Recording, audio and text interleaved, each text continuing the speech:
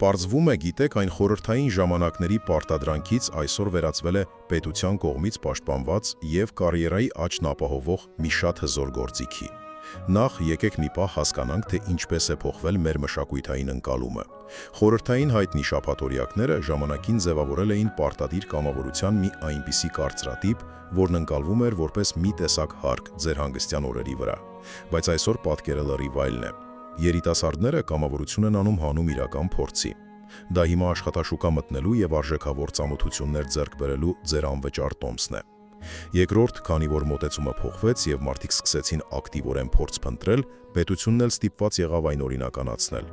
2023 թվականին ընդունված օրենքը ոչ միայն կարգավորում է պայմանագրերը, այլև, որ ամենակարևորն է, կամավորությունը դարձնում է պաշտոնական աշխատանքային փորձ ձեր ռեզյումեի համար։ Ընդ որում այն թույլատրվում է արդեն 16 տարեկանից։ Հիմա դուք գուցե մտածեք, արդյոք պայմանագրերն ու օրենքները չեն սպանի կամավորության ազատ ոգին։ Բացարձակ, սա պարզապես երաշխավորում է, որ ձեզ հաստատ չեն շահագործի և դուք կստանաք ձեր արժանի գնահատականը։ Այսպիսով Հայաստանում կամավորությունն այլևս պարզապես ուրիշներին օգնելու միջոց չէ, այն անձնական աճի, միջազգային կապերի և պրոֆեսիոնալ կայացման պաշտպանված ու հզոր ճանապարհն է։